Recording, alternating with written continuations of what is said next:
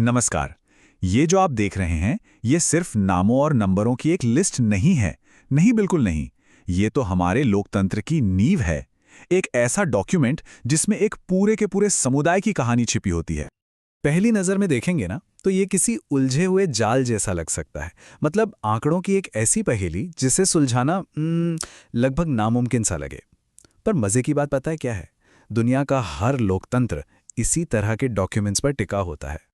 तो सवाल ये उठता है कि लोकतंत्र का ये आधार हमें असल में बता क्या रहा है? इन नामों और नंबरों के पीछे आखिर क्या राज छिपे हैं?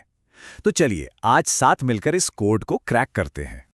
तो ये जो डॉक्यूमेंट हमारे सामने है ना, ये भारत के एक खास इलाके की आधिकारिक मतदाता सूची है। और ये हमें एक खास समुदाय के बारे में बताती है, जिसमें नगला शीशगढ़ जैसे इलाके शामिल हैं। अब इस डॉक्यूमेंट के एकदम नीचे, इसके फुटर में, हमें इसका पता मिलता है। मतलब कहाँ का है ये? तो यहाँ लिखा है मतदान केंद्र, भाग संख्या और मोहल्लों के नाम। ये सारी जानकारी हमें सीधा उस कम्युनिटी तक ले जाती है जहाँ के ये वोटर्स हैं। ठीक है, तो अब हमें ये तो पता चल गया कि ये लिस्ट कहाँ की है। तो अब जरा और गहराई में उतरते हैं और हर एक वोटर की जानकारी को समझने की कोशिश करते हैं। मतलब हर एक लाइन का आखिर मतलब क्या है। चलिए एक काम करते हैं, एक लाइन को उदाहरण के तौर पर लेते हैं।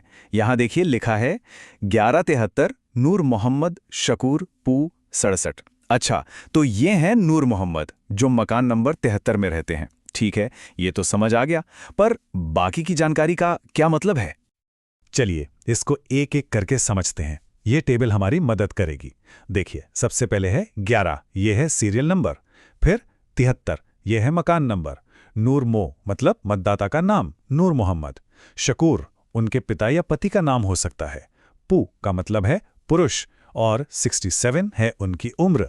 देखा, एक बार कोड समझ आ जाए तो ये कितना आसान है। तो जैसा हमने देखा, लिंक के लिए जो कोड इस्तेमाल हुए हैं वे बहुत सीधे साधे हैं। पू मतलब पुरुष और म मतलब महिला, बस। और ये छोटी सी जानकारी हमें इस कम्युनिटी के स्त्री पुरुष अनुपात को समझने में बहुत मदद करती है। तो ठीक है, अब हम एक इंसान की जानकारी को तो डिकोड करना सीख गए। तो अब चलिए थोड़ा जूम आउट करते हैं और देखते हैं कि ये सारी जानकारी मिलकर एक बड़ी तस्वीर कैसे बनाती है। अब हम एक एक व्यक्ति से हटकर पूरे समुदाय के ढांचे को देखेंगे। यहां देखिए, मकान नंबर 75 के सारे वोटर्स को एक साथ लिस्ट किया गया है। अरे वाह, एक ही पते पर इतने सारे लोग! बस यहीं से हमें परिवारों की पहली झलक मिलनी शुरू हो जाती है। और ये चीज़ ना बहुत ही शानदार तरीके से ये दिखाती है कि ये सिर्फ डेटा नहीं है, ये असली लोग हैं, ये परिवार हैं। मकान नंबर 75 में हमें 73 साल के मौजी इशाक मिलते हैं और उनके साथ 13 और लोग भी रहते हैं। मतलब अलग अलग पीढ़ियों के सदस्य एक साथ। अब सोचिए, जब हम इस सारे डेटा को एक साथ मिला देते हैं तो हम इस खास मोहल्ले की एक पूरी कह सकते हैं जनसांख्यिकीय तस्वीर बना सकते हैं। ये लिस्ट पर सिर्फ नामों की नहीं रहती, ये एक पूरे समुदाय की कहानी बताने लगती है। अब इन आंकड़ों में से एक बहुत ही दिलचस्प बात निकलकर सामने आती है।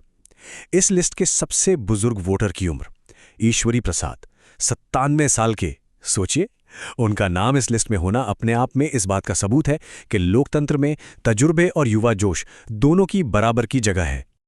ये जो चार्ट है, ये हमें इस कम्युनिटी की उम्र की बनावट को दिखाता है।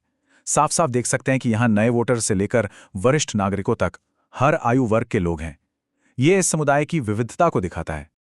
और यहाँ हम लिंग वितरण देख सकते हैं। मजे की बात यह है कि इस लिस्ट में पुरुष और महिला वोटर्स का जो अनुपात है वो लगभग बराबर है।